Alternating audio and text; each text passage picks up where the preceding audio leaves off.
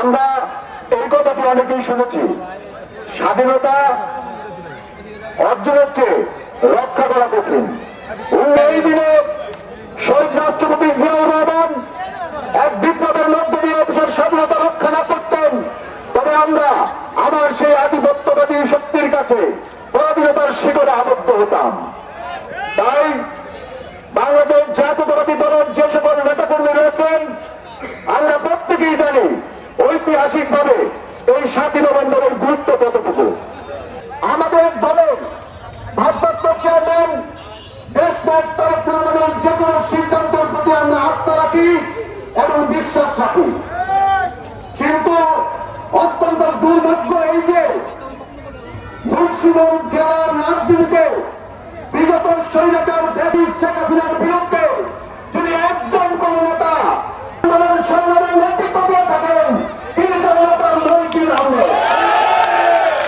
আমরা যখন রাজপথে নেমেছি, আমরা যখন পুলিশের ফুলের সামনে দাঁড়িয়েছি, তখন আমাদের পিছনে সক্রিয় হয়েছিল নেত্রীর নাম, তিনি জনতার মন্ত্রীর আহমেদ। মুন্সিগঞ্জের 3টি আসনে 2টি আসনের মনোনয়ন ঘোষণা করা হয়েছে। মুন্সিগঞ্জ 3, সেই আসনটি রাখা হয়েছে দ্বিধাদ্বন্দ্বের মধ্যে। আমরা কোন যুক্তিতে এই দ্বিধাদ্বন্দ্ব মেনে নেব?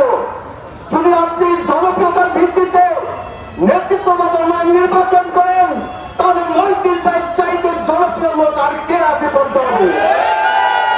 যদি আপনি ভোটের পরিসংখ্যানের হিসাব করেন, তাহলে মুন্সিগঞ্জের মন্ত্রীর যে ইউনিয়নে বসবাস করে সেই 50,000 ইউনিয়নে 70,000-এর অধিক ভোট রয়েছে, যার মধ্যে 90% ভোট বিএনপির ধানের শীষের তথা আব্দুল হায়েদ, তাদের হিসেবে পরিচিত।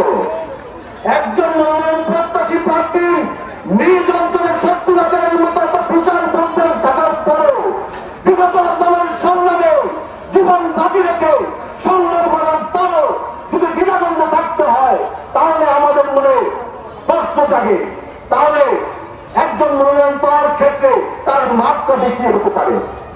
তাই সংগ্রামী সাথী বন্ধুগণ, কিন্তু যখন দল থেকে মনোনয়ন দেওয়া হবে, তখন অবশ্যই আমাদের প্রত্যেককে ধানের শীষের হয়ে কাজ করতে হবে।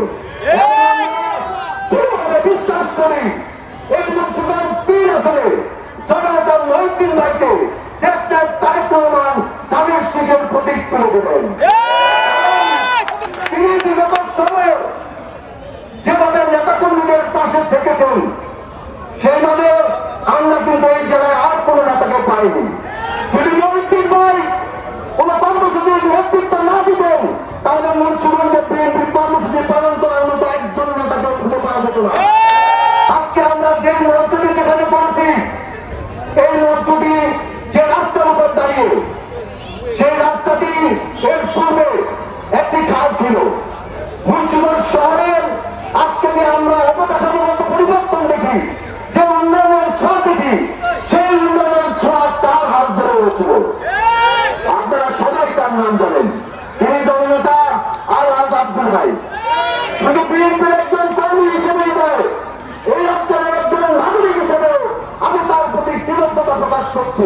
কারণ তিনি যদি এই অঞ্চলের জননেতা না হতেন, তাহলে আজকে আমরা যে সড়কের উপর দাঁড়িয়েও সেই সড়ক থাকতো না, খালি থাকতো। তাই সংগ্রামী নেতৃবৃন্দ, আব্দুল ভাই তার সারা জীবনের রাজনীতি দিয়ে এই অঞ্চলের যেভাবে মানুষকে আগলে রেখেছেন, যেভাবে নেতৃত্ব দিয়েছেন, যেভাবে প্রতিটি ঘরে তাদের শীর্ষে পৌঁছে দিয়েছেন, আমরা চাই তার অসুস্থতার পর তার জায়গাতে যিনি নেতৃত্ব দিয়েছেন, নেতৃত্ব দিয়ে দক্ষতার সাথে প্রমাণ করেছেন তিনি কতটা যোগ্য, সেই নেতাকেই আমরা এই অঞ্চলে ধানের শীষের মনোনয়ন হিসেবে পেতে চাই।